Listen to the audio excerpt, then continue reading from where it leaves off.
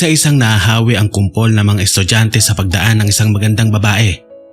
Si Chelsea Doliesin, 18 anyos.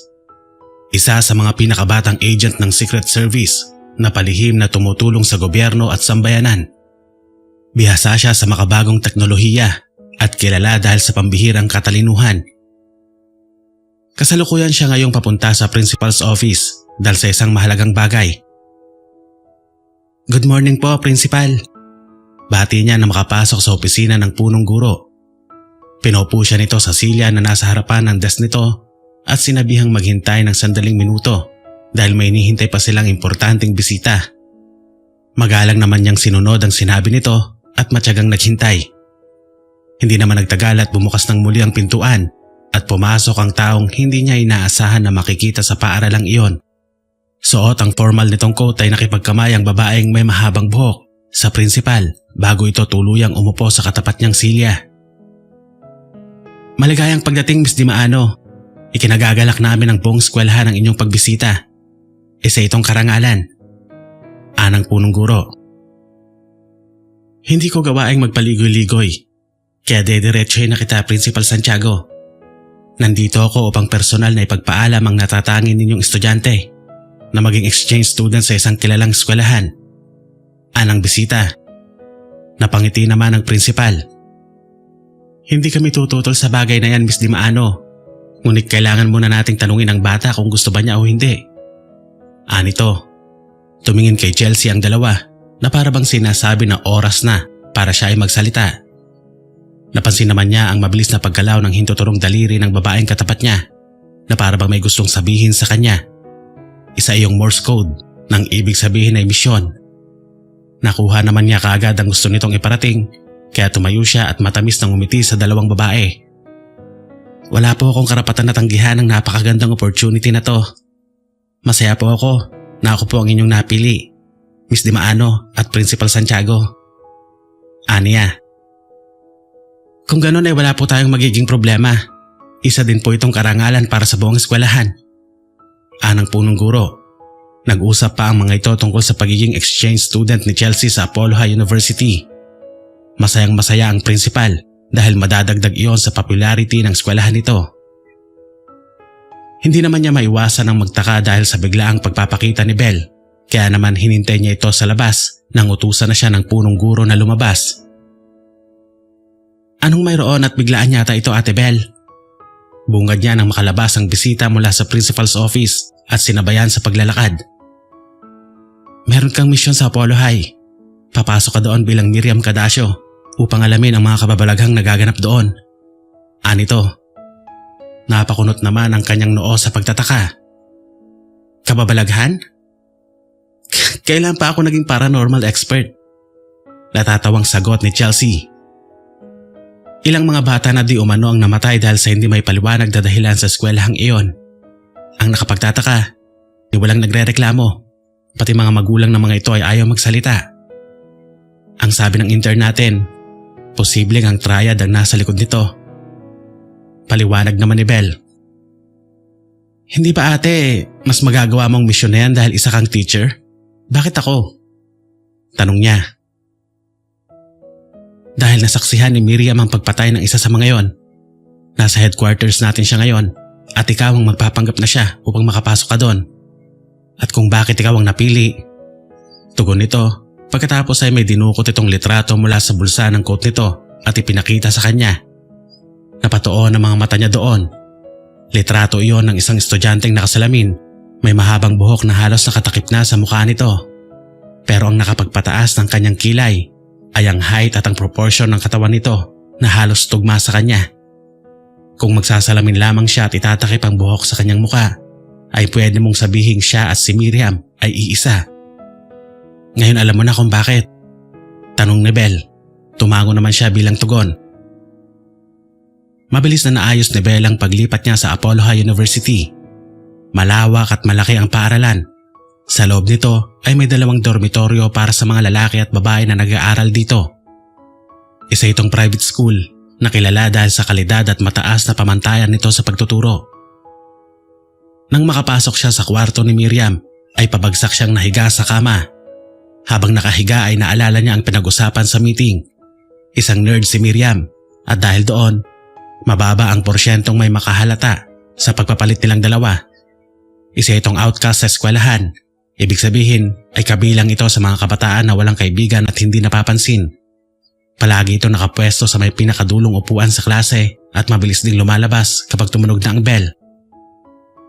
Napabuntong hininga si Chelsea. Hindi siya sanay sa ganong sitwasyon. Isa siyang popular na estudyante. Kaya naman hindi siya sanay sa itsurang ganito. May salamin at fake braces sa ngipin. Style na malayong malayo sa kanya. Dinaig pa niya ang nabagsakan ng langit at lupa habang naglalakad ng nakayuko sa may koridor papunta sa classroom ni Miriam. Katulad ng mahigpit na bilin ni Belle at ng kanyang boss ay sa likod siya pumwesto nang makapasok siya sa kanilang classroom. Nagsimula ang klase nila sa chemistry subject na talaga namang paborito niya. Class, can you tell me again what is chemistry? Tanong ng guro sa kanila. Nakita niyang isa-isang nagyukuan ang mga kaklase niya sa takot na matawag. Napailing-iling si Chelsea. Napalatak siya dahilan para mapatingin sa kanya ang guro. Yes, Miss Cadasio. It seems you know the answer. Anito sa kanya. Parang iisang tao na lumingon sa kanya ang mga kaklase. Napataas ang kanyang kilay nang may makita pa siyang mga pangisi-ngisi na tila sinasabing, "Patay ka ngayon." Buong kumpiyansang tumayo siya sa pagkakaupo at taas noong sumagot. Chemistry is a scientific study of the properties and behavior of matter. It is a natural science that covers the elements that make up matter to the compounds made of atoms, molecules, and ions, their composition, structure, properties, behavior, and the changes they undergo during a reaction with other substances. Maang na napatitig sa kanya ang kanyang mga kaklase na animoy nakakita ng isang nakakamanghang bagay. Naisip tuloy niya, mahina siguro sa klase ang Miriam Cadasio na ito dahil sa pagiging outcast at loner naapektuhan na pati ang pag-aaral. Napangiti ang guro. Very good, Miss Cadasio. Si class, yan ang nag-aaral. Papuri nito. Yumuko siyang muli at naupo. Doon niya na-realize ang ginawa. Dahil sa ugali niyang ayaw na minamaliit, ay ginawa niya ang isang bagay na hindi ginagawa ng orihinal na Miriam Cadasio. Nawala sa isip niyang isang maling hakbang lamang ay maaari siyang mabuko at ma-terminate ang misyon na ito. Ang masama, wala silang makukuhang impormasyon tungkol sa triad. Masasayang ang lahat ng ginawa nilang preparasyon. Napapikit si Chelsea ng mariin. Lulunukin na lamang niya ang kanyang pride at sasabay sa agos para sa misyon. Hinding-hindi na uli siya gagawa ng bagay na makakapagpaduda sa lahat na hindi siya si Miriam Cadasio. Nang matapos ang klase ay nagmamadali siyang lumabas ng silid at nagtungo sa susunod na subject. Hindi na niya napansin ang isang mapanuring tingin na kanina pa nakasubaybay sa kanya. Nasa dorm na si Chelsea nang may kumatok sa may pintuan. Wala sana siyang balak na buksan iyon, ngunit naalala niya na nagpapanggap nga pala siya as Miriam. Kaya naman tamad siyang kumilos upang buksan ang pintuan. Tumambad naman sa kanya ang isang gwapong binata na may hawak na 2 notebook at isang folder. Yes? Aniya. Seryosong nakatitig sa kanya ang lalaki. Pinagmamasdan ang kabuuan ng kanyang mukha. Sino ka? Nasaan si Miriam? Pagko'y tanong nito, napaarko naman ang kanang kilay niya at bahagyang nilukuban ng kaba sa dibdib. Anong kailangan mo? Hindi siya pinansin ng lalaki, bagkus ay pumasok ito sa loob ng kanyang silid na parang may hinahanap.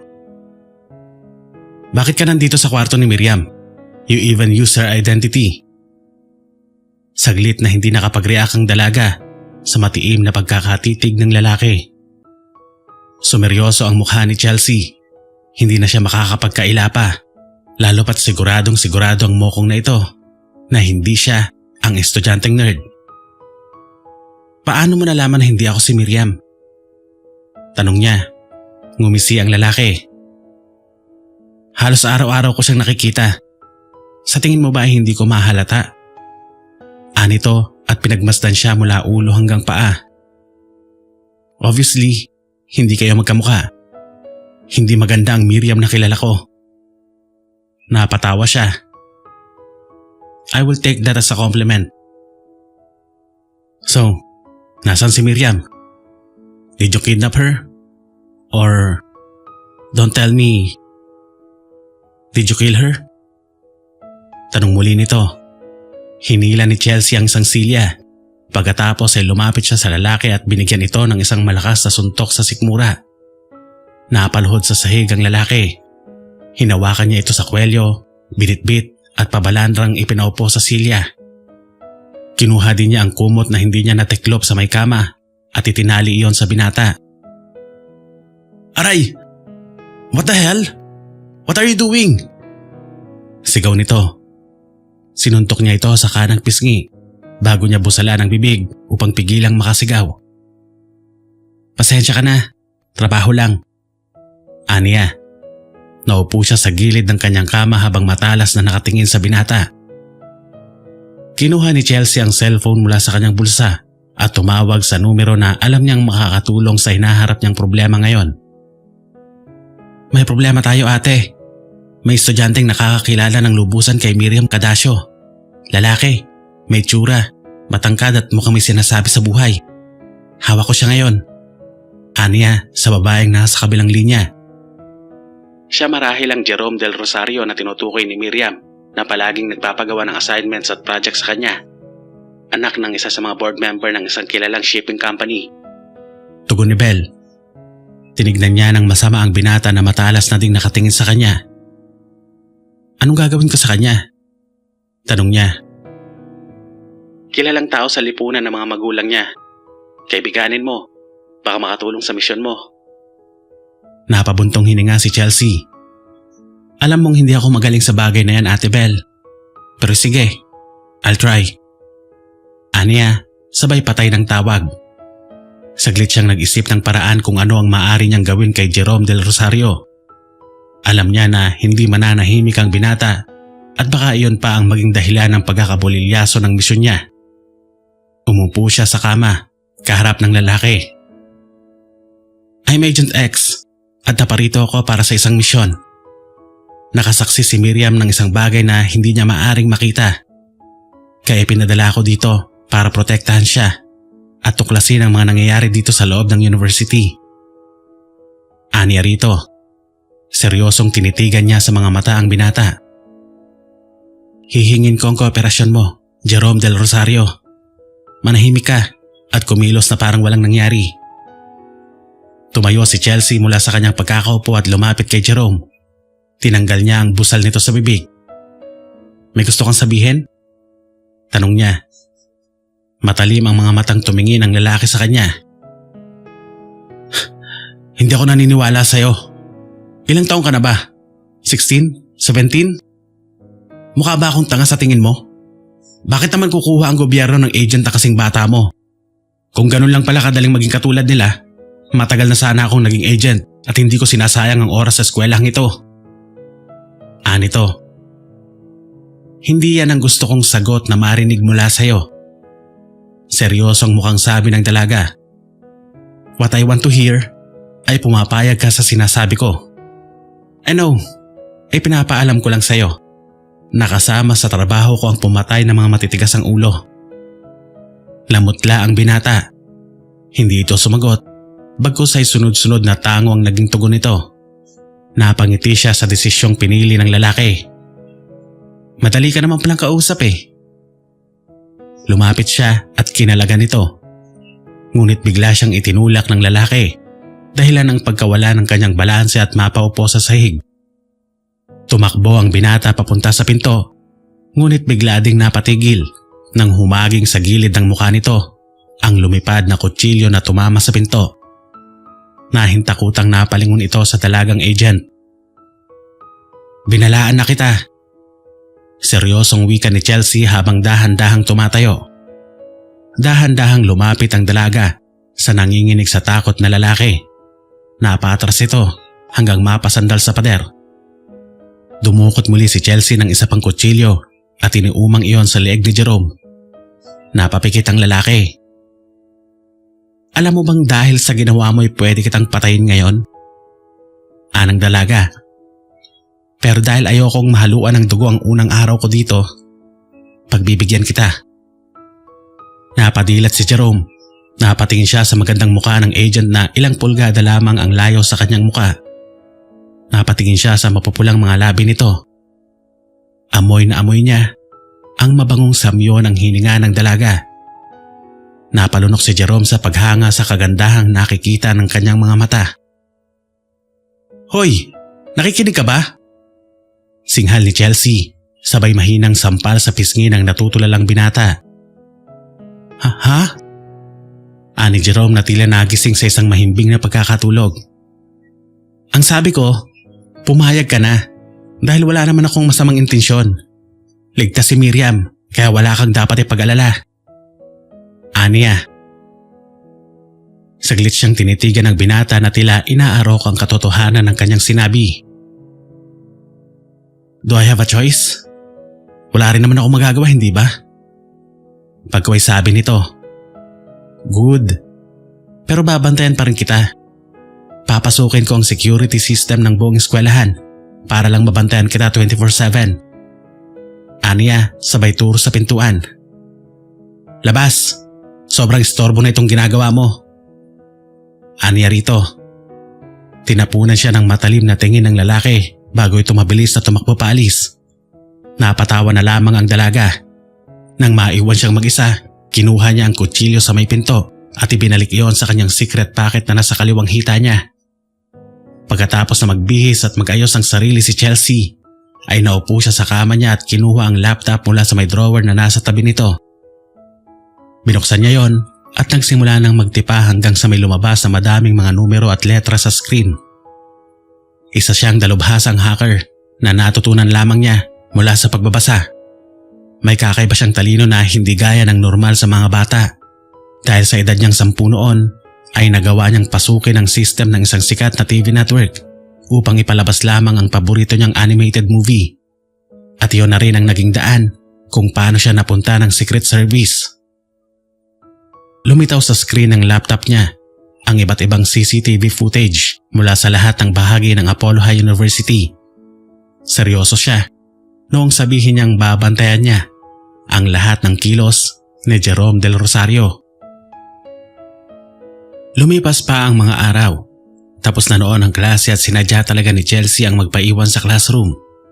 Dumungaw siya sa may bintana na tila may inaabangan. Nasa ikalawang palapag siya at ang labas na tinitignan niya ngayon ay ang gilid ng quadrangle. Nakita niya ang kanyang target na mag-isang naglalakad. Tumingin ang dalaga sa paligid. May mga tao man ay malayo naman ang mga ito, kaya siguradong hindi mapapansin ang kanyang gagawin. Umakyat si Chelsea sa bintana at walang pag-aalinlangan na tumalon pababa. Natumba sa sobrang pagkagulat si Jerome nang bumagsak sa harapan niya ang babaeng agent. Perpekto ang pagkakababa nito na animoy isang action star sa isang pelikula. Nanlalaki ang mga mata ng binatang palipat-lipat ng tingin kay Chelsea at sa taas kung saan nanggaling ang babae. Hello Mr. Del Rosario, nagawa ko ng mga assignments mo. Aniya, sabay bigay ng 2 notebook at folder sa binata. Ano ka ba? Papatayin mo ba ako? Bigla ka nalang sumusulpot. Malakas ang boses na sabi naman ng lalaki. Napangiti lang si Chelsea sa nakikitang pamumutla ng kaharap. Paano mo nalaman na dadaan ako dito? Tanong ni Jerome. Nagkibit balikat naman siya. Nakikita ko ang lahat. Tugon niya. Napalingon ang binata sa mga CCTV camera na nasa paligid ng gusali. Naalala nito ang tinura ng dalaga na kaya nitong pasukin ang security system ng eskwelahan. Pwede ba? Tigilan mo na ako. Pumayag na ako sa gusto mo. Ano pang kailangan mo? Tanong ng binata. Ngumiti siya dito.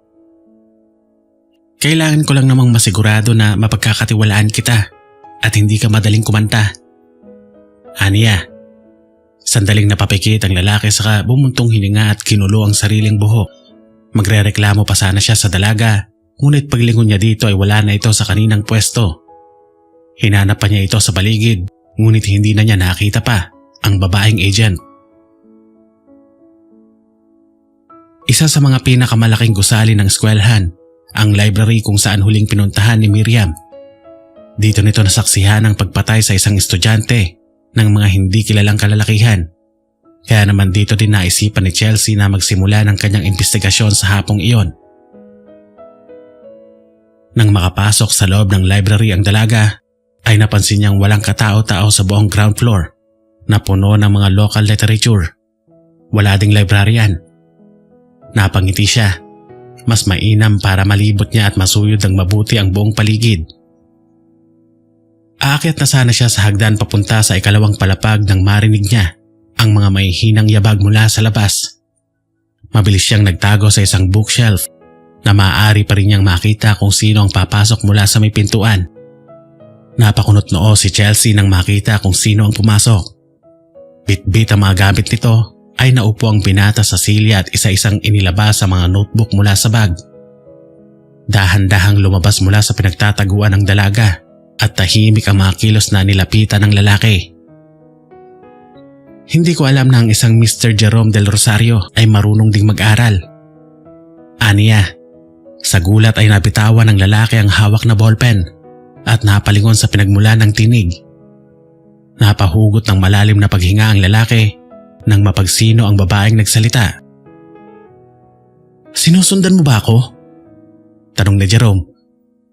"Nauna ako sa iyo dito, kaya ako dapat ang magtanong niyan. Kung alam mo ang nangyari dito, hindi mo na nanaisin na magpunta dito ng mag-isa." Anang dalaga. "Ano bang sinasabi mo?" Naguguluhang tanong nito. Nagkibit balikat na lamang si Chelsea at hindi na sumagot pa. Tinalikuran niya ang lalaki at nagpatuloy na sa pag-akyat sa hagdan papunta sa ikalawang palapag. Desidido siyang maghanap ng kahit na anong lead para sa ikalulutas ng kanyang misyon. Subalit wala siyang natagpuang kaduda-duda. Malinis ang lahat. Walang bakas ng kahit anumang illegal o maruming gawain. Mukhang maingat at bihasa din ang mga taong hinahanap niya. Natigilan siya nang may marinig siyang ingay mula sa ibaba. Naalala niyang mag-isa lamang doon si Jerome, kaya naman mabilis siyang kumilos at tumakbo pababa. Hinanap niya ang binata sa pwesto nito kanina, ngunit wala na ito doon. Tanging ang mga gamit na lamang nito ang naiwan doon. Binalot ng kaba si Chelsea, ngunit pinilit pa rin niyang kumalma at hinanap ang lalaking kanina lamang ay nag-aaral doon. Tinignan niya ang bawat gilid at likod na hanay ng mga bookshelves, ngunit wala siyang nakita. Hanggang sa makarating siya sa may likurang bahagi ng library at nakita ang isang pintuan. Dahan-dahan siyang lumapit doon at walang pag-aalinlangan na binuksan ang pintuan upang pumasok sa loob. Isa iyong bodega ng mga bagong dating na mga libro. Puro malalaking mga kahon ang maayos na nakahanay doon. Nakarinig siya ng mga ingay mula sa mga taong nag-uusap sa hindi kalayuan. Sinundan niya ang pinagmumulan ng ingay at nakita ang tatlong kalalakihan na nakatayo habang ang hinahanap na binata ay nakaluhod sa may sahig habang may takip na busalang bibig at nakagapos. Maingat siyang lumapit sa mga ito hanggang doon lang sa malinaw niyang maririnig ang pinag-uusapan ng mga ito. "Ano pa bang hinihintay natin? Bakit hindi na lang natin i-dispatcha tong gunggong na to?" Anang isa sa mga lalaki. "Wag muna. Hintayin natin ang tawag ni boss. Mapapakinabangan pa to eh. Sayang lang kung totodasin. Pwede pang magamit sa eksperimento ng IQ formula ito." Tugon naman ang isa pa. Nang marinig ni Jerome ang pinag-uusapan ng mga ito, ay nagsimula na itong magkakakawag na parang isang kawawang isda na nawala sa tubig. Nagdadalawang isip si Chelsea kung ililigtas ba niya ang binata o hahayaan muna upang makita ang sinasabi ng tatlong kalalakihan na eksperimento. Pero hindi din naman niya pwedeng isangkalan ang buhay ni Jerome, lalo pat sabit lang ito. Wala na siyang ibang pagpipilian pa kung hindi iligtas ang binata. Itinulak niya ang isang kahon na naging dahilan kung bakit nagulat at nataranta ang tatlong kalalakihan. Tumakbo ang mga ito upang tignan kung saan nagmula ang ingay at ang dahilan ng pagkakatumba ng kahon. Ginamit ni Chelsea ang pagkakataong iyon upang puntahan si Jerome. Pinalagan niya ang binata at sabay silang tumakbo sa pinakamalapit na malaking kahon upang magtago. Anong nangyari? Kasabot ka ba nila? Bulong ng lalaki. Inirapan niya ito. Iniligtas na nga kita. Pinagbibintangan mo pa akong kalaban? Tugon niya. Bumalik na ang tatlong kalalakihan at hinanap ang bihag nila kanina. Nagsisihan pa ang mga ito dahil iniwan nilang walang kasama ang bihag, dahilan kung bakit ito nawawala ngayon. Sumenya si Chelsea kay Jerome na sumunod sa kanya ng tahimik. Tumango lang sa kanya ang binata at sabay silang dahan-dahang naglakad papunta sa may pintuan. Nakalabas sila ng ligtas at walang problema.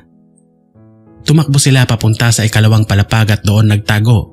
Sa pinakadulo at tagong bahagi sila nagpunta. Naupo sila sa sahig habang tahimik na pinakikiramdaman ang paligid. Anong nangyari sa'yo? Bakit ka nila binihag? Tanong niya. Hindi ko alam. Nagulat na lang ako nang pumasok sila at hinila ako papunta dun sa storage room.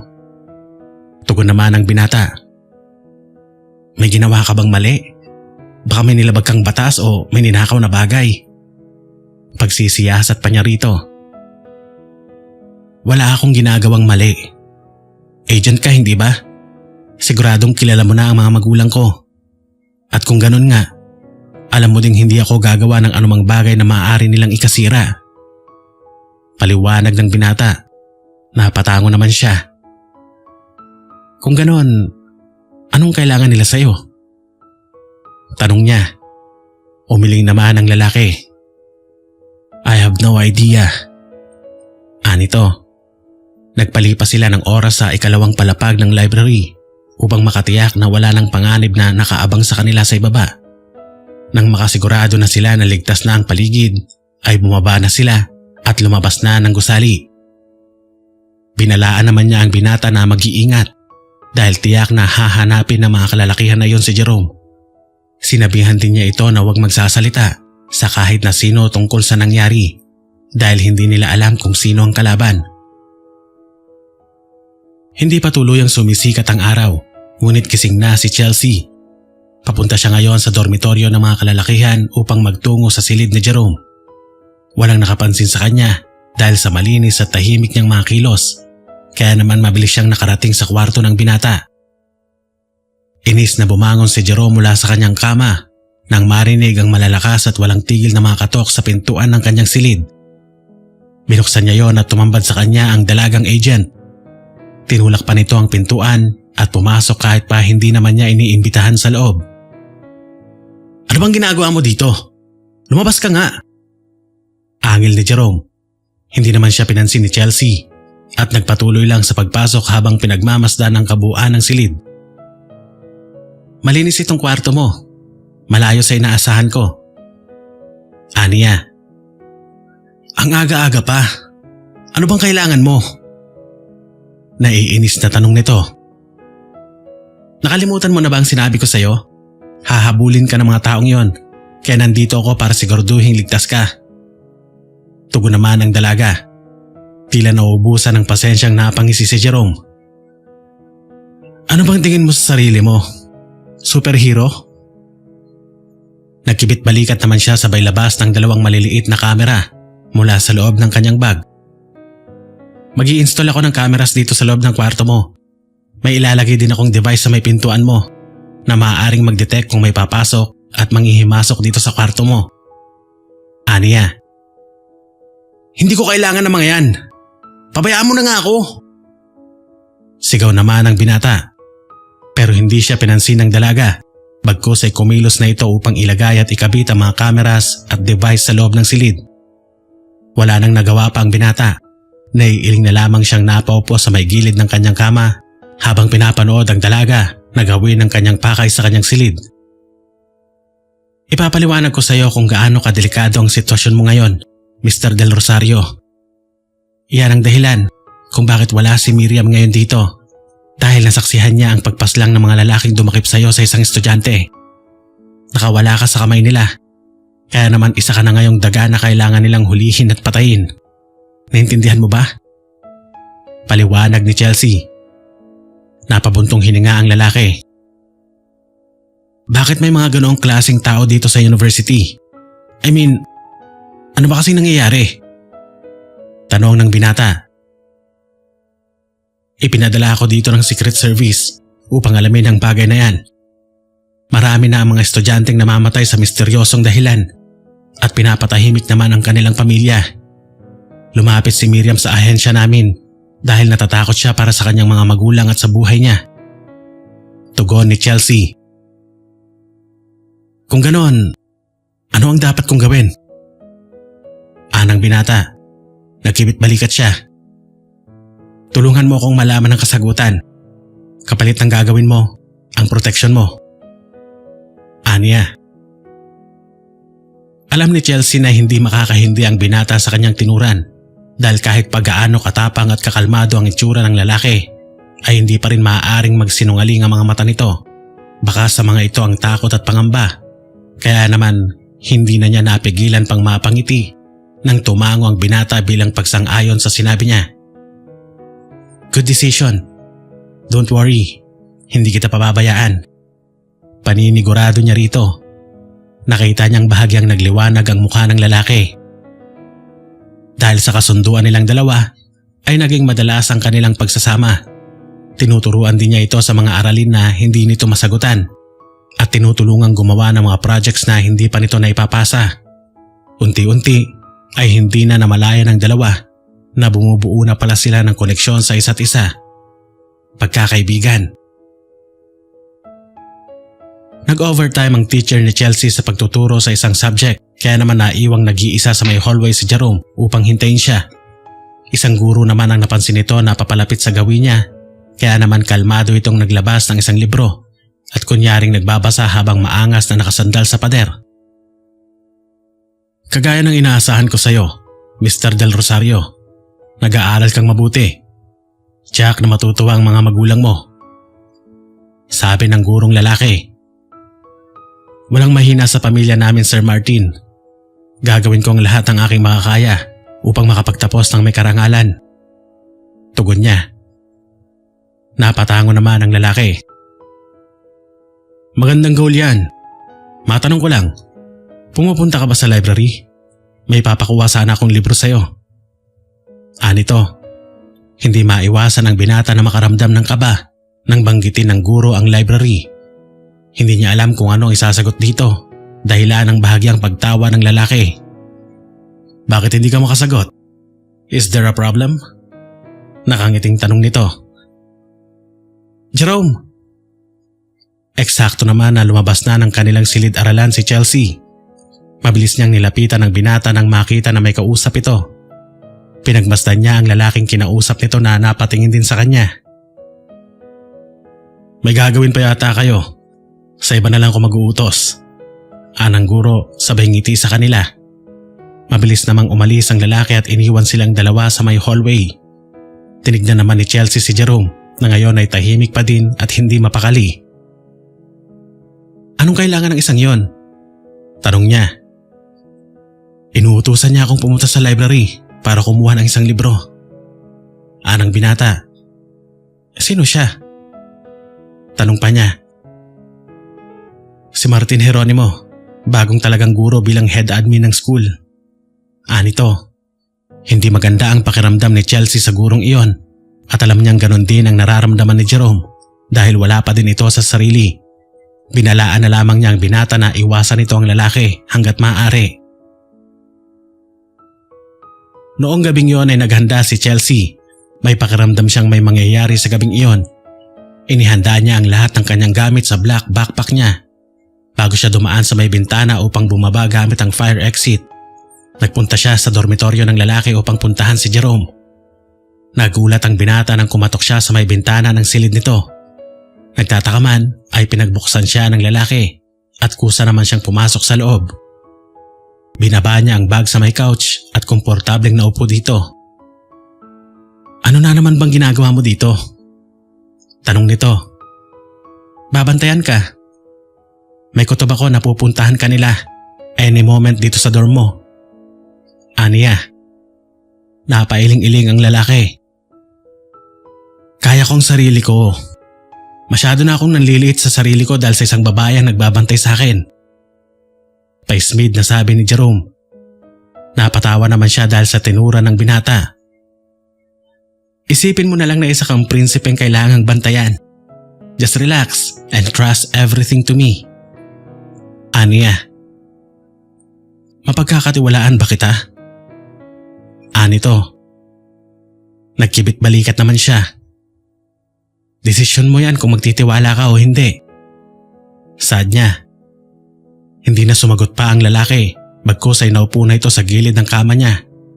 Kinuha pa nito ang cellphone bago humiga at magsimulang maglaro doon. Inilabas naman ni Chelsea ang kanyang laptop mula sa loob ng kanyang bag at nagsimulang magtipa doon. Nabalot ang katahimikan ng buong silid dahil wala sa kanila ang gustong magbitaw kahit na isang salita. Lumipas ang oras at nakatulog na ang binata. Samantalang patuloy pa din sa pagtipa si Chelsea sa kanyang laptop na tila walang kapaguran.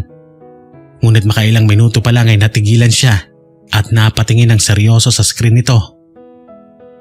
Sa isang CCTV footage ay nakita niya ang gurong kausap ni Jerome kanina. May kausap ang guro na dalawang lalaki na sa tingin niya ay ang dalawa sa mga taong dumakip sa binata noon sa loob ng library. Nasa likod sila ng isang gusali malapit sa dormitoryo na kinaroroonan nila ngayon. Kaya naman malakas ang kutob niya. Napupunta ang mga ito sa silid ng binata upang patahimikin ito. Mabilis niyang ginising ang nahihimbing na lalaki. Jerome! Gumising ka na kung ayaw mong mamatay! Sigaw niya. Dahil sa lakas ang boses niya ay gulat na napatayo ang binata. Taranta itong lumingon sa paligid at nang wala itong makitang mali ay masama itong tumingin sa kanya. Nandito na sila. Madali ka. Aalis na tayo.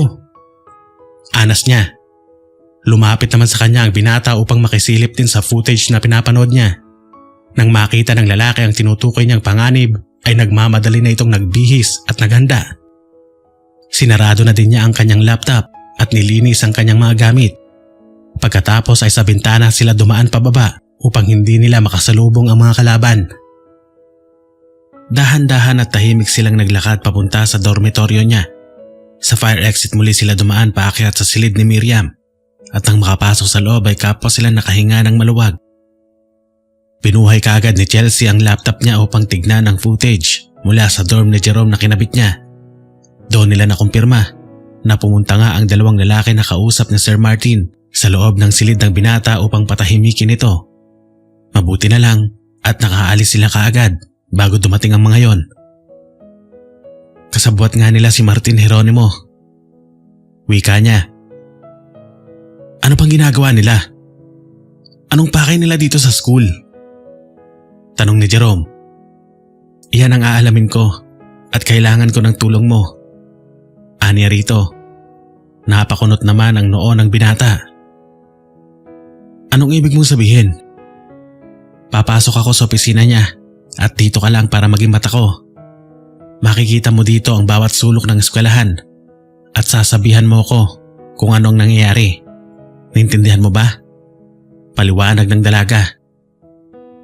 Tumango lang sa kanya ang binata bilang tugon. Nilabas naman niya ang isang kulay silver na suitcase mula sa ilalim ng kama niya at binuksan iyon. Tumambad sa kanila ang dalawang Glock 19 Generation 5 na baril. Kinuha yun ni Chelsea at parehong nilagyan ng mga bala. Nilabas din niya ang dalawang earpiece at binigay kay Jerome ang isa nito. Ito ang gagamitin natin para makapag-communicate tayo. Aniya. Pagkatapos ay sandali niyang iniwan ang binata upang pumasok sa loob ng banyo. At paglabas niya ay nakasuot na siya ng overall black leather suit. Nilagay niya ang isang baril sa may pocket na nasa kanang hita niya at ang isa naman ay sa may likurang bahagi ng kanyang bewang. Naghanda din siya ng ilang patalim na nilagay naman niya sa secret pocket na nasa kaliwang hita niya. Isarado mong pintuan. Wala kang papapasukin na kahit na sino. At kapag may nakita kang paparating, ay lumabas ka sa fire exit at dalhin mo ang laptop ko. Naintindihan mo ba? Paalala ni Chelsea sa lalaki. Nagtitiwala ka sa akin? Paano kung pag-alis mo ay tumakas na lang ako at iwan ka dito na mag-isa? Ani Jerome. Naglakad na papunta sa may bintana si Chelsea. Nasa iyo ang desisyon kung anong gagawin mo. Pero isa lang ang masasabi ko. Mamamatay ka at maaaring madamay pa ang mga magulang mo. Tugon niya. Hindi na niya hinintay pa na makasagot ang binata dahil lumabas na siya pababa sa fire exit. Naiwan naman na naguguluhan si Jerome. Naupo siya sa sofang naroon at tinignan ang mga CCTV footage na nasa screen ng laptop ng dalaga. Mula doon ay kita niya ang ginagawa ni Chelsea na para bang nanonood siya ng isang action movie. He was born with a silver spoon in his mouth at kahit nung bata pa siya, itinuring siyang espesyal ng karamihan dahil sa pera at impluwensya ng kanyang pamilya. Mataas ang tingin niya sa kanyang sarili dahil mataas ang expectations ng mga magulang niya sa kanya bilang solong anak.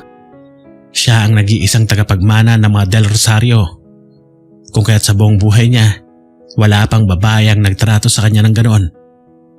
Pero ang dalagang agent na ito, matapang, matalino, walang inuurungan, at napakaganda. Napahinga siya at naiiling na nilagay sa kaliwang tenga niya ang earpiece na binigay sa kanya ng dalaga. Nasa pinakataas ng main building ang opisina ni Sir Martin. Anang binata. Hindi siya nakatanggap ng sagot mula kay Chelsea, bagkos ay isang ngiti ang kumawala sa mga labi niya. Kasalukuyan siyang naglalakad ng tahimik sa may gilid ng quadrangle, papunta sa main building. Nakikita mo ba kung nasaan si Martin Jeronimo? Tanong niya. Sandali lang, titignan ko.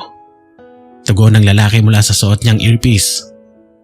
Nagpatuloy lang siya sa paglalakad habang naghihintay sa update ang binata. Nang makarating siya sa main building ay hindi niya ginamit ang elevator. Naghagdan na lamang siya. Hindi naman kataasan ng gusali dahil hanggang ika-4 na palapag lamang iyon. Kaya walang kahirap-hirap niya yung maaakyat. Hindi ko siya makita kahit saan. Sabi ng binata mula sa kabilang linya.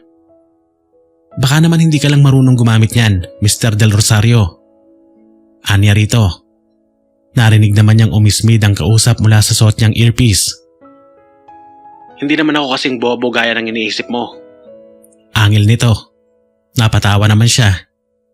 Wala akong sinasabing ganyan. Hindi na sumagot pa ang binata kaya nagpatuloy na lamang siya hanggang makarating siya sa ika-4 na palapag. Maingat muna niyang tinignan ang koridor kung ligtas ba o hindi. At nang makatiyak na walang tao ay lumabas na siya at mabilis na lumipat ng pwesto malapit sa opisina ng bagong admin. I-rewind mo ang mga footage. Tignan mo na mabuti at pakibilisan. Aniya. Wala siyang nakuhang sagot mula sa kabilang linya. Ngunit may narinig naman siyang ingay ng sunod-sunod na pagpindot ng mga keys ng laptop. Sa parking. Pagkatapos niyang kausapin ang dalawang lalaki na dumakip sa akin noon, nagpunta siya sa parking at umalis. Saad ni Jerome mula sa kabilang linya. Ibig sabihin, walang tao sa opisina niya, tama? Wala bang ibang teacher doon bukod sa kanya? Tanong niya. Wala. All clear. Anito.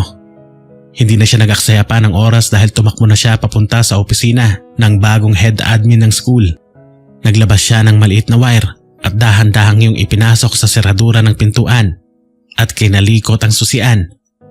Ilang sandali lamang ay nagawa niyang buksan ang pintuan. Nakapasok na ako. Aniya. Okay, wala pang paparating. Gawin mo na ang dapat mong gawin dyan. Sad naman ang binata na nasa kabilang linya. Kaya mo bang buksan yan? Kung computers lang ang usapan, walang imposible sa akin.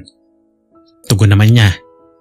May nilabas ang dalaga na isang USB at isinaksak iyon sa computer ng bagong head admin. Pagkatapos ay nagsimula na siyang magtipa. Lumabas ang madaming mga letra at numero sa screen nito. Bilisan mo. May pumasok na isang kulay itim na sasakyan ngayon lang. Sabi ni Jerome mula sa kabilang linya. Nabuksan ko na. Aniya. Nakapasok na siya sa computer ng bagong head admin at malaya na niya ngayong makikita ang lahat ng nilalaman nito. Kinopya niya ang lahat ng mga files na nakita niya sa loob nito papunta sa kanyang USB. Ngunit kakain iyon ng oras upang maipasa lahat. Bumaba na ng sasakyan si Sir Martin. Bilisan mo na dyan. Anang binata mula sa suot niyang earpiece. 37 pa lang ang nada-download. Chill ka lang. Kaya kong sarili ko. Anas naman niya. Kahit mukhang kalmado lamang siya, ay nakakaramdam din naman siya ng konting kaba. Mabagal ang pag-usad ng downloading at baka nga maabutan siya ng guro. Naglalakad na si Sir papunta ng main building. Matagal pa ba yan? Tanong ni Jerome sa kabilang linya. 43% pa lang. Tugon niya. Maaabutan ka. Iwanan mo na lang yan. Subukan na lang ulit natin sa susunod. Anang binata. Hindi maaari. Paano kung wala na tayong ganitong pagkakataon sa susunod? Nandito na ako, kaya itutuloy ko na to. Sad niya. Upang hindi maramdaman ang pagka-pressure at kaba, ay tumayo si Chelsea at nagsimula naman na tignan ang mga kahon na puno ng mga folder. Nagbabaka sakali siya na may makikita pa siyang mga impormasyon doon. Hanggang sa makita niya ang drawer na nasa ilalim mismo ng lamesa ng admin. Sinubukan niya yung buksan ngunit nakakandado. Inilabas niyang muli ang maliit na wire at sinimulang kalikutin ang lock nito. Ano pa bang ginagawa mo? Nakapasok na siya ng building. Natatarantang sabi ni Jerome mula sa kabilang linya. Pwede ba? Relax ka lang. Aniya sa lalaki. Nabuksan niya ang drawer at tumambad sa kanya ang isang .45 caliber at ilang mga nakatuping mga papel. Kinuha niya ang mga papel at tinignan yon isa-isa. Napangiti siya ng mabasang mga liham iyon mula sa triad na nagbibigay ng go signal upang simulan ang kanilang misyon. Nilabas niya ang kanyang cellphone at kinunan ng litrato ang bawat papel na nakuha niya. Sasakay na siya sa elevator, Agent X. Bilisan mo. Anang binata sa kabilang linya. Pahintuin mo ang elevator. I-minimize mo ang CCTV footage. Tapos i-click mo ang key icon na nasa desktop.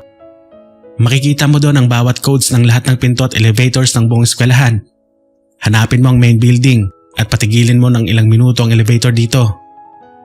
Aniya. Hindi ko alam. Paano kapag nagkamali ako? Pasigaw na singhal ni Jerome. Napatawa siya. Di makikita mo ko kung paano ko magtrabaho at mahuli, sabi niya sa natatarantang lalaki. Gusto niyang tumawa nang marinig niya ang sunod-sunod na pagmumura ng binata mula sa kabilang linya. Tapos naman na siya sa paglilitrato sa mga papel kaya maingat niya itong ibinalik sa drawer. Pagkatapos ay binalikan niya ang computer upang tignan ang progress ng kanyang dinadownload.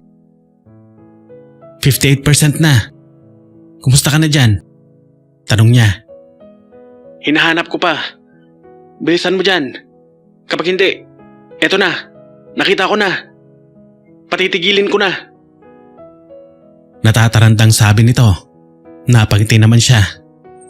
Okay na ba? Yes. Huminto ang elevator sa 3rd floor. Pero may oras.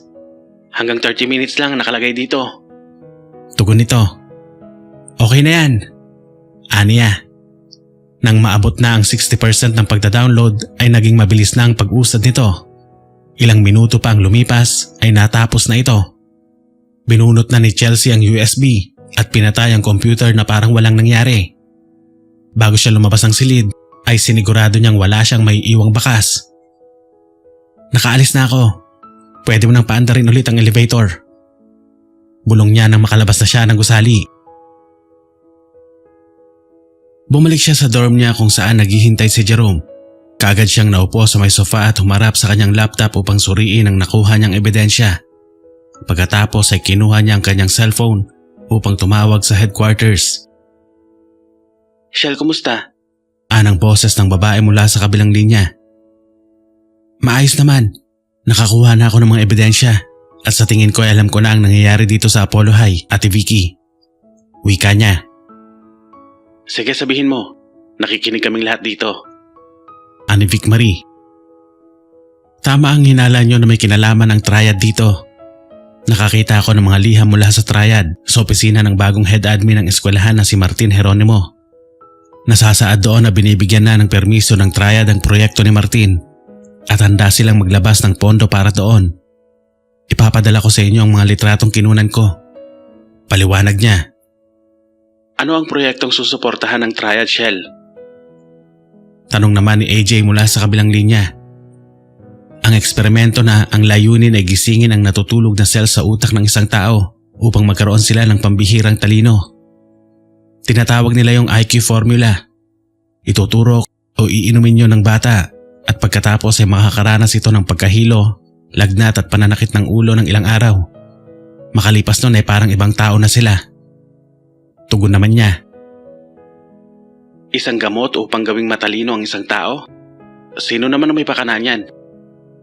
Boses naman ni Charlene ang kanyang narinig. Maaaring si Martin Jeronimo mismo. Base sa nakuha kong impormasyon, siya ay isang scientist na matagal nang pinag-aaralan ng utak ng tao, ang limitasyon at ang kapasidad nito. Aniya. Ibig sabihin ay tagapagbigay lamang ng pondo ang triad upang sa ganon ay may masisingil sila kung hindi magtagumpay ang proyekto. At may magagamit naman sila kapag nagtagumpay ito. Sabi naman ni Belle mula sa telepono. Ganun na nga. Ipapadala ko sa inyo ang lahat ng nakuha ko. Hihilingin ko naman ang mabilis ninyong pagresponde kapag kinailangan ko na ng tulong. Sa tingin ko ay hindi biro ang misyon na to. Pakiramdam ko ay napakadelikado nito. Lalo't sangkot dito ang triad. Sad niya. Nag-usap pa sila ng ibang mga bagay tungkol sa mga nakuha niyang ebidensya. Habang tahimik lamang na nakikinig sa tabi niya ang binata. Paminsan-minsan din itong napapatitig sa dalaga na may matinding paghanga sa kanyang mga mata. Ngunit mabilis din naman ay iwas ng tingin kapag alam nitong lilingon na ang dalaga sa gawin niya. Pagkatapos ng mahabang usapan ay nabalot naman ang katahimikan ng buong silid. Tangi ang ingay lang na nagmumula sa pagtitipa niya sa laptop at ang kanilang paghinga lamang ang maririnig sa paligid. Hindi naman yon natiis ng binata dahil nakatulog na ito sa sofa. Hindi nagaksaya ng oras si Chelsea dahil patuloy pa din siya sa pagtatrabaho. Hinahanap niya kung saan nakatago ang secret lab ng bagong administrator. Pakiramdam niya ay nasa loob lamang yon ng eskwelahan, kaya naman hindi siya tumigil sa pag-check sa lahat ng CCTV footage sa bawat sulok ng eskwelahan. Nagising si Jerome dahil sa sinag ng araw na tumatama sa kanyang mga mata. Maayos na siyang nakahiga sa sofa, samantalang si Chelsea naman ay nakaupo sa sahig habang kaharap pa din ang kanyang laptop. Natulog ka ba? Tanong ng binata habang bumabangon mula sa kanyang pagkakahiga. Nahanap ko na ang lab at papunta na ang backup. Tugon ng dalaga sa halip na sagutin ang tanong ni Jerome. Magdamag ka bang nagtrabaho? Hindi sumagot si Chelsea. Nagpatuloy lang ito sa pagtitipa sa kanyang laptop.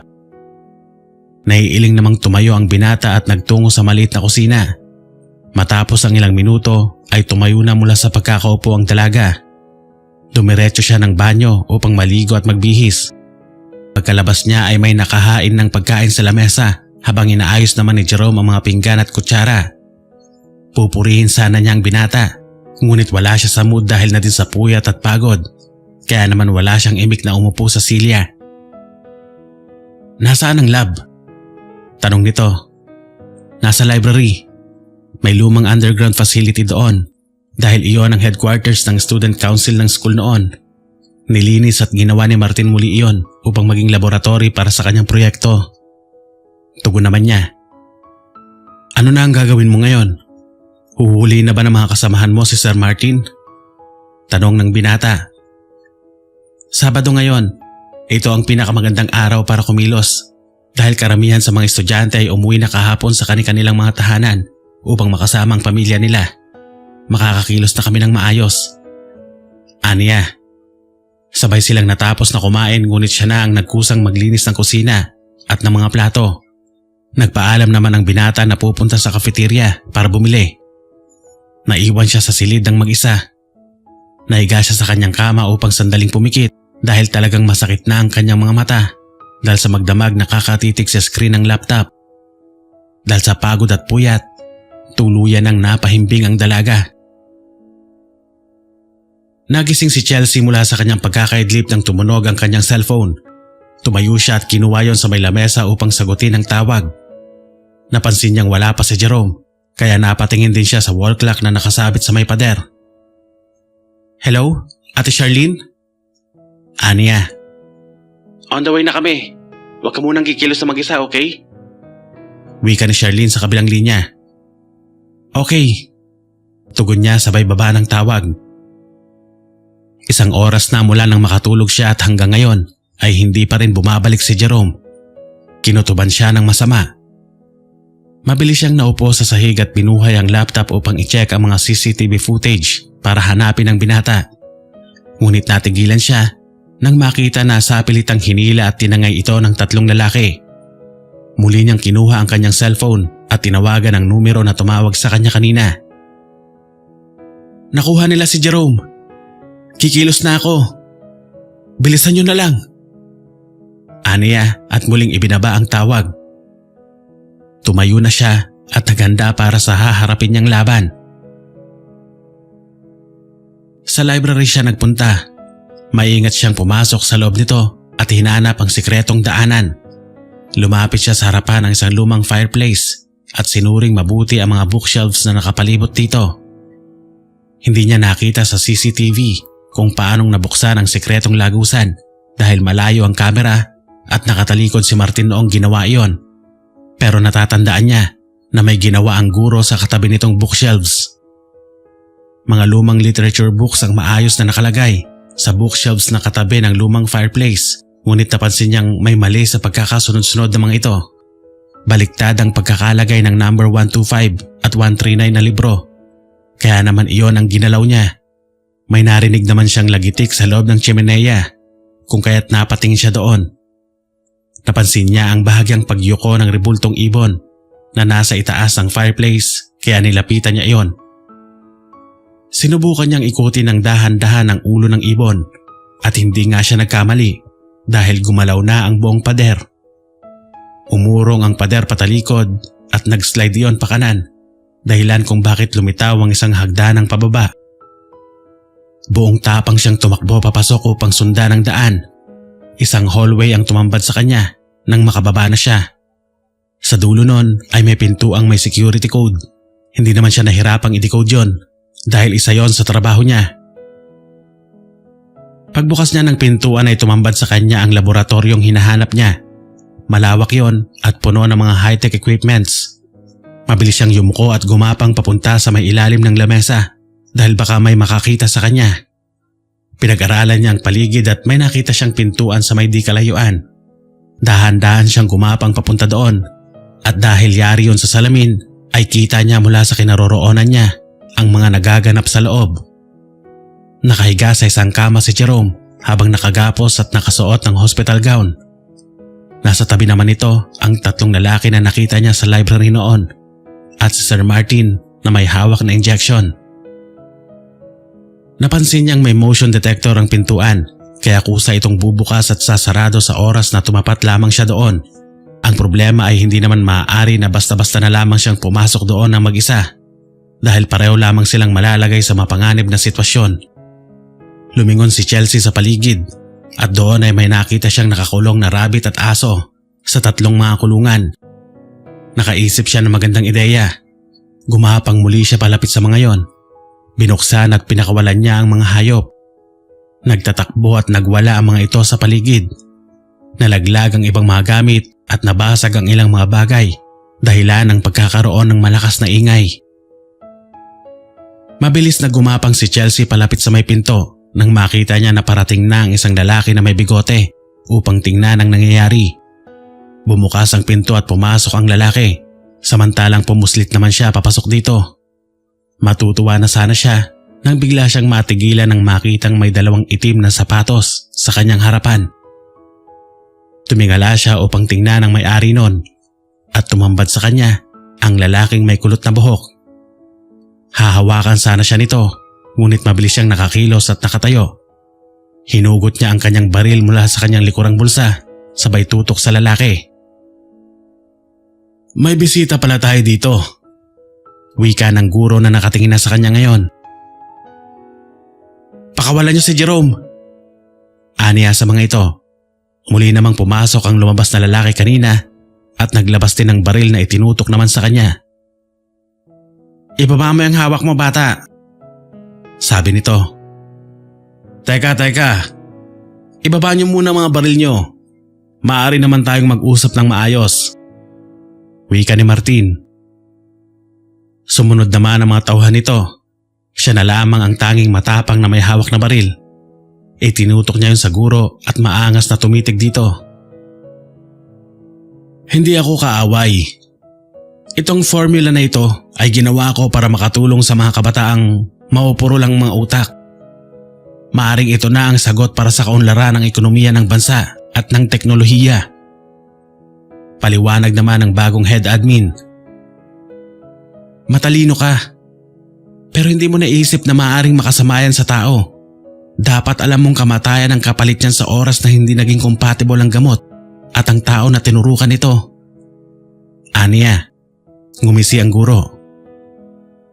Nasisiguro ko na wala na itong masamang epekto. Nasolusyonan na namin yon sa mga nauna naming test subjects. Hindi siya sumagot, bagkus ay kinalabit niya ang gatilyo ng baril upang patamaan ang kamay ng lalaking may bigote upang mabitawan nito ang hawak na armas. Nabitawan naman niya ang baril niya nang sipain ng lalaking may tattoo sa mukha ang kamay niya. Mabilis siyang humakbang patalikod upang makapaghanda ng sarili. Sunod ay sumugod siya sa lalaking kulotang buhok upang sanggahin ang papakawalan sana nitong suntok. Nagsabay-sabay ang pagsugod ng tatlong mga lalaki. Isa lamang siya kontra sa tatlo, kaya naman talagang nahihirapan siya. Mas malaki ang mga ito at higit na mas malakas kaysa sa kanya.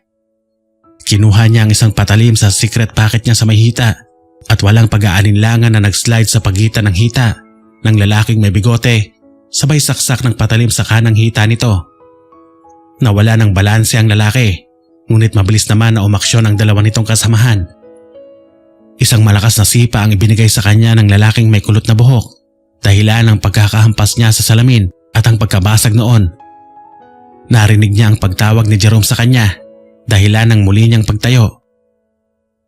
Nakatamo siya ng maliliit na mga sugat mula sa pagkabasag ng salamin. Hindi naman yun naging hadlang sa kanya upang patuloy na lumaban. Nakita niya ang baril na nabitawan niya kanina na nasa sahig, ngunit napansin din iyon ng lalaking may tattoo sa mukha. Tumayo siya at mabilis na tumakbo papunta doon, ngunit mas malapit doon ang lalaki. Nauna itong kuhanin niyon. Gumulong naman siya papunta sa likod ng isang lamesa nang sunod-sunod na magpakawala ng mga putok ang lalaki. Sumuko ka na, bata. Makipag-cooperate ka sa amin at baka buhayin ko pa kayong dalawa ng boyfriend mo. Anang guro. Gusto niyang magreklamo dahil wala naman silang relasyong dalawa ni Jerome, pero hindi niya nagawa dahil sa biglaang pagkirot ng kanang braso niya. Nakita niyang dumudugo, mukhang natamaan ng bala ng baril kanina. Napahinga siya ng malalim habang tahimik na nagmumura at nagrereklamo kung bakit ang bagal dumating ng kanyang backup. Isipin mo na lang na kapag lahat ng kabataan ay may angking katalinuhan, sigurado akong magiging matagumpay ang lahat sa hinaharap. Dagdag pa ni Martin. Walang sino man ang makakapagpabago ng isang natural na katauhan ng isang tao. Magawa mo man na bigyan ng kakaibang talino mga ito, magkakaroon pa rin iyon ng hangganan. Ang masama pa nun ay ang paniningil na gagawin ng biglaan mong paggising sa mga brain cells. Kamatayan o panghabang buhay na pagkabaliw. Hindi ka ba nakokonsensya? Angil niya. Napatawa naman ang guro. At least, naranasan nilang maging matagumpay. Kahit sandaling oras lamang. Achievements na para sa akin yon. Saad nito. Sarili mo lang ang iniisip mo, Martin Jeronimo. Wala kang pakialam sa buhay ng iba. Wala kang puso. Gigil na sabi niya. Tawa lamang ang itinugon sa kanya ng bagong head admin. Hindi naman niya maiwasan na mapangiwi dahil sa hapdi ng sugat niya na ngayon ay walang tigil sa pagdurugo.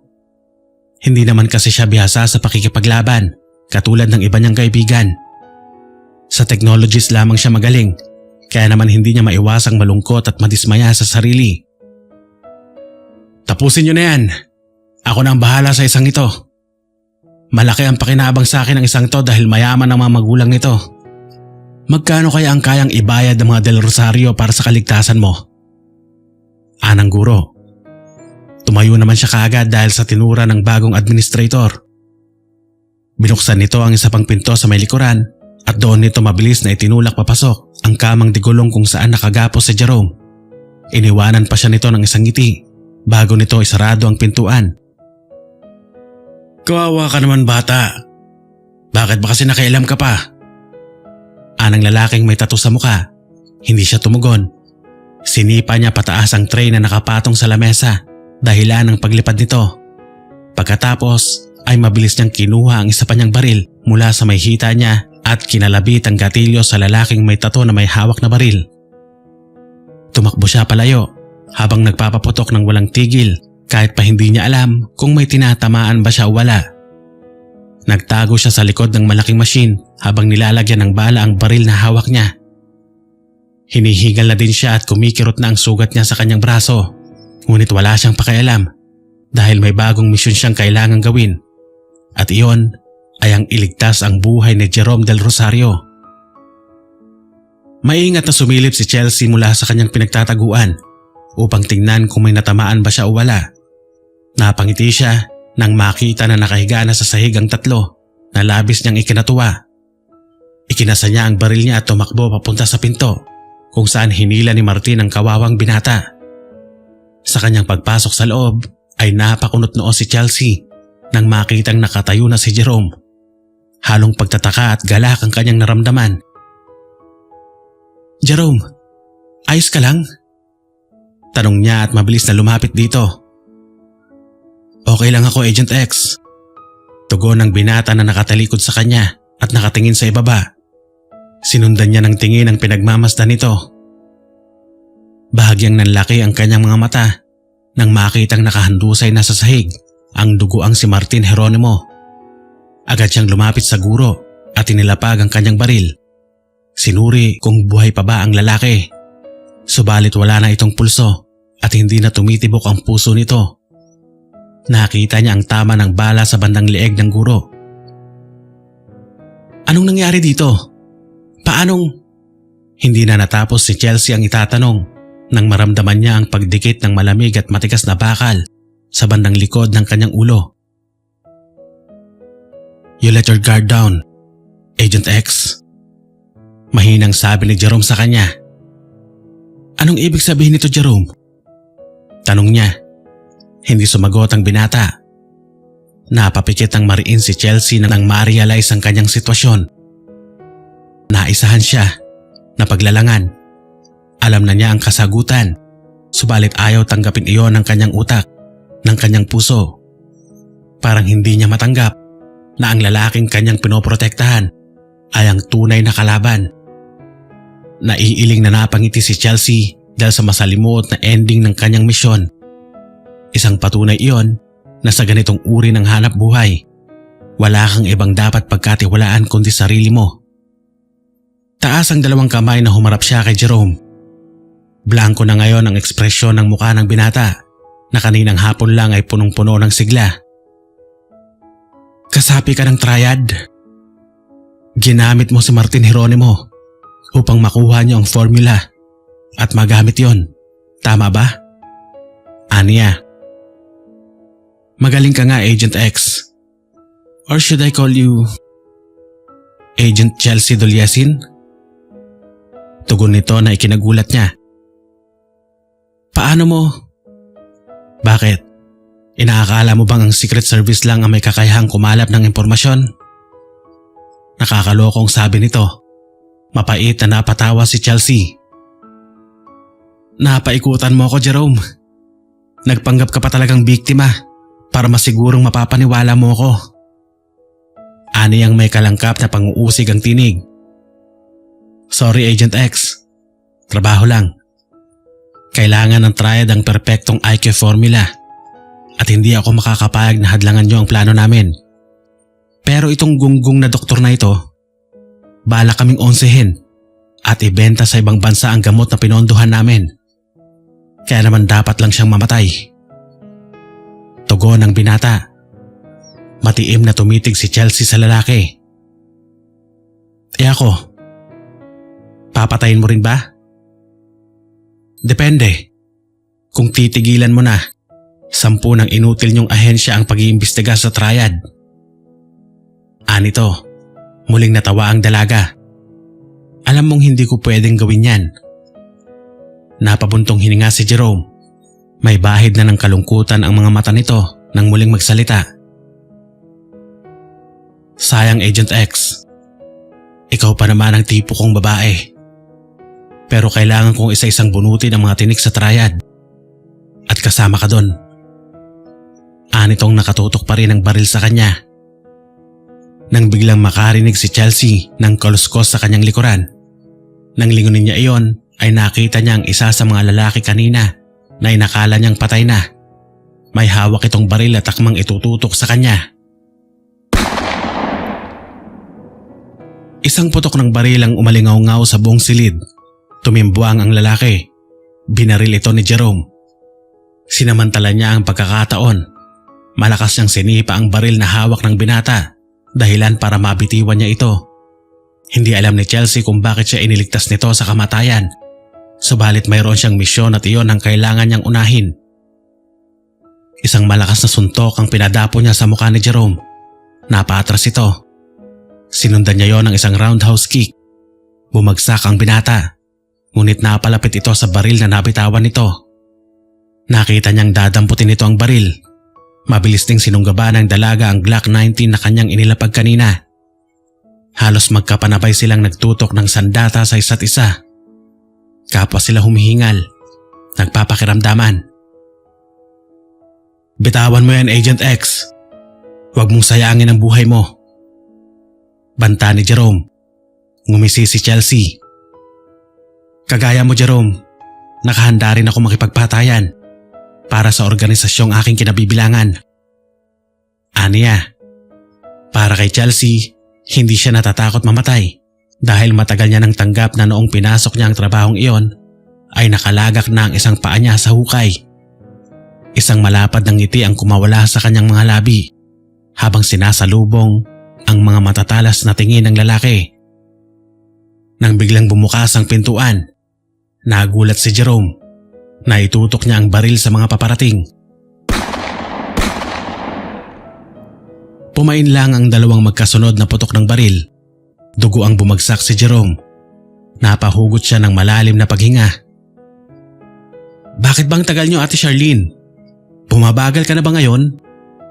Aniya habang dahan-dahang tumatayo. Okay ka lang ba, Shell? Ani Grace na kilala bilang Agent M. Tinulungan siya nitong tumayo. Tumango naman siya. Eto, buhay pa naman ako. Tinignan niya ang binata at base sa paggalaw ng dibdib nito ay alam niya na buhay pa ito. Kailangan nila ng buhay ang lalaki upang magkaroon sila ng lead tungkol sa triad. Dalhin muna natin ito, ate. Aniya na ang tinutukoy ay si Jerome. Tumango naman si Belle. Inutusan nito ang ibang agent na bitbitin ang lalaki. Dinala nila ito sa headquarters dahil mayroon naman silang medics doon na gagamot sa binata. Samantalang sa ospital naman diniretso si Chelsea upang gamutin ang sugat nito.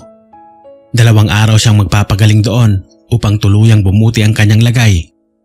Nilinis at inayos ng grupo ni Ayaka ang underground facility na nasa library sa Apollo High. Kinuha nila ang lahat ng documents at data upang makatulong sa paghahanap nila sa triad. Inayos din nila ang papeles ni Miriam Cadasio upang ilipat ito sa ibang eskwelahan dahil nangangamba silang baka mahanap ito ng triad at maging kasangkapan laban sa kanila. Makalipas ang 2 araw na pagpapagaling ni Chelsea ay maayos na ang lagay niya kahit nakasuot pa rin siya ng arm sling. Kasalukuyan silang nakaupo kasama ang kanyang mga kaibigan sa loob ng opisina ng kanilang boss. Matigas ang Jerome Del Rosario na ito. Hanggang ngayon ay hindi pa din ito nagsasalita tungkol sa triad. Anang lalaki. Pahirapan na lang natin siya. Pwede bang ako na lang ang gumawa? Tanong naman ni AJ. Napalingon si Chelsea sa dalagang nagsalita. May isang bahagi sa kanya ang tumututol na pahirapan ng lalaki. Siguro ay dahil meron silang magandang pinagsamahan sa loob ng university. Pwede bang ako ang kumausap sa kanya? Paghingi niya ng permiso sa mga ito. Napatingin sa kanya ang lahat. Maya-maya ay tumango ang kanilang boss. Sige, subukan mo kung aamin sa'yo. Sa underground ng headquarters kung saan nakalagak ang mga kulungan, naglalakad sila patungo sa selda ni Jerome Del Rosario. Sa loob ng 2 araw na hindi niya ito nakita ay tila malaki ang ipinagbago ng mukha nito. Malayo na ito sa binatang nakilala niya, ilang linggo na ang nakakaraan na puno ng buhay at sigla ang mga ngiti. Bahagyang umaliwalas ang mukha ni Jerome nang makita siya, pagkuway bigla ring lumungkot. "Kumusta ka na? Kumusta ang mga sugat mo?" Bati niya rito. Mapait nang umiti ang lalaki. "Eto, okay naman. Ikaw, kumusta ang pakiramdam mo?" Anitong nakatingin sa kanyang arm sling. Nagkibit balikat si Chelsea. Saglit na katahimikan ang namayani sa pagitan nila. Siya ang unang bumasag ng katahimikang iyon. "Bakit hindi mo pa sabihin ang lahat ng nalalaman mo? Pwede kang tumayong star witness para mapagaan ang kaso mo."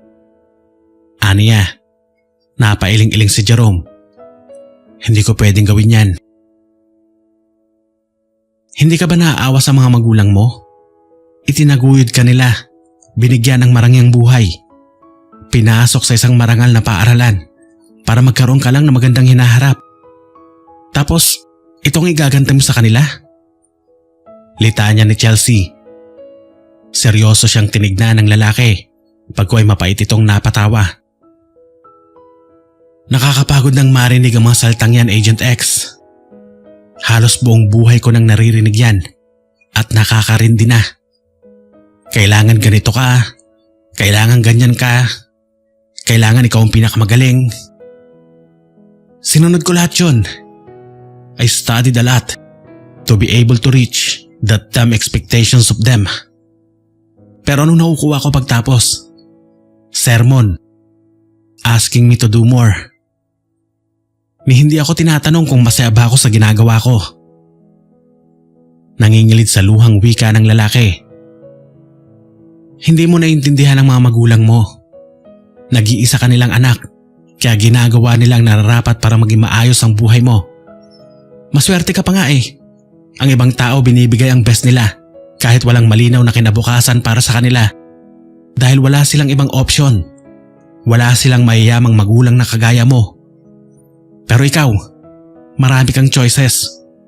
Pero pinili mong maging kriminal. Kaya wag mong sisihin ang mga magulang mo sa kakitiran ng utak mo." Panguusig ni Chelsea sa binata. Napamaang si Jerome. Pagkaraay, napayuko ito. "I need all the informations na maibibigay mo tungkol sa triad, Jerome. Makipagtulungan ka sana sa amin." Aniya rito. Muling umangat ang tingin ng lalaki at muli itong napangiti ng malungkot. "Hindi ko pwedeng gawin yan. Mabigat ang kaparusahan ng triad sa mga traidor. Kamatayan. Kung ako lang, hindi ako natatakot mamatay. Pero ang mga magulang ko, siguradong idadamay nila. Kaya nga merong witness protection program ang Pilipinas para protektahan kayo." Madiin niyang sabi sa binata. "Agent X, hindi lang naman ito tungkol sa amin." Ani Jerome. "Walang nakakaalam ng impormasyon tungkol sa triad ang nagtatagal ang buhay. Kaya mabuti nang wala kang alam para na rin sa kaligtasan mo." Napataas ng kilay ang dalaga. "At bakit naman ako ang inaalala mo?" Tanong ni Chelsea. "Because Pagkuway natigilan si Jerome. "Never mind. Sorry, Agent X. Pero wala kang makukuhang impormasyon sa akin." Anang binata at tumalikod na. "Because I like you." Yon ang gusto niyang sabihin kanina, pero hindi na niya nagawang sabihin dahil walang karapatan ng tulad niyang isang kaaway ng batas para magustuhan ng isang kagaya ni Agent X. 2 days ago, narinig niyang sabi ni Chelsea. "Bakit mo ko iniligtas sa bodyguard ni Martin Jeronimo? Pagkakataon mo na yon para mapatay ako." Tanong nito. Lumingon siya sa dalaga. Sa mukha nito ay mababakas ang kalungkutan, galit at panghihinayang. Kasama ba yan sa mga impormasyong hinihingi mo? Tugon ng binata. Hindi. Curious lang ako. Kung ayaw mo namang sagutin, okay lang. Anang dalaga. Nang tumalikod na si Chelsea para umalis, ay muling nagsalita ang lalaki. Agent X, Chelsea. Tawag niya rito. Lumingon ito. Thank you. Dahil kahit sa sandaling pagsasama natin, totoong naging masaya ako. Bukal sa loob na sabi niya. Napangisi ang dalagang agent. Anong pinagsasabi mo? Matagal pa tayong magsasama. Baka nakakalimutan mong dito kay kukulong. Maraming taon pa tayong magsasama dito. Kaya dadalaw-dalawin kita. Ani Chelsea pagkatapos ay tumalikod na at dire-diretsyong umalis. Naiwang nakatulala si Jerome. Maya-maya pa ay napapailing itong napangiti. Hindi maiwasang isipin ng binata. What if hindi siya sumapi sa triad? What if nagpakabuti siya at naging ordinaryong estudyante na lang? Maaari sigurong naiba ang ending ng kwento nila ni Agent X. Sa kauna-unahang pagkakataon ay nakaramdam siya ng pagsisisi at panghihinayang sa kanyang mga naging desisyon. Ngunit kahit anumang pagsisisi ang gawin niya, huli na ang lahat. Nakagawa na siya ng mga kasalanan na hindi na niya mabubura sa kanyang pagkatao. Nakatanaw si Chelsea sa labas ng bintana ng kanilang gusali. Pinupuno ang dibdib ng panghapong simoy ng hangin. Wala pa rin silang lead tungkol sa triad. Ang alam lang nila sa ngayon ay pinopondohan ng sindikato ang mga ilegal na gawain na maaari nilang mapakinabangan sa huli. Ngunit ngayon ay hindi pa rin nila alam kung sino ang nasa likod nito. Naalala niya ang sinabi ni Jerome na walang sino mang nakakaalam ng impormasyon tungkol sa triad ang nagtatagalang buhay. Kaya naman kailangan niyang bantayang mabuti ang binata dahil maaaring target na rin ito ng sindikato. Naramdaman niyang may humawak sa kanyang balikat. Nang lingunin niya iyon ay nakita niya ang nakangiting mukha ni Belle. Mahanap at matatapos din natin ang ugat ng kasamaan. Babagsak din sa kamay natin ang triad. Anito habang nakatanaw sa papalubog na araw. Tama. Hindi tayo titigil hanggang hindi nabubuwag ang sindikatong yan. Kaya lagi kayong maghanda. One of these days ay magkakaroon tayo ng impormasyon tungkol sa kanila. Ani Vic Marie na nasa kanilang likuran. Napangiti siya nang makitang kumpleto ang 6 na pinakamalalapit niyang kaibigan na itinuturing niya ng pamilya. Katulad ng haring araw na lumulubog sa pagdating ng gabi, sumisikat din ito pagsapit ng umaga upang magdulot ng bagong pag-asa. At kasama ang mga kaibigan sa Secret Service, sama-sama nilang sasalubungin ang pag-asang iyon upang patuloy na tahakin ang daan patungo sa mas magandang bukas.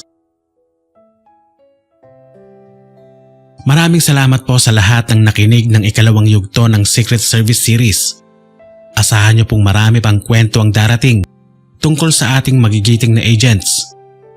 Ito pong muli ang inyong Kuya JM. Maraming salamat pong muli at hanggang sa susunod na kwento.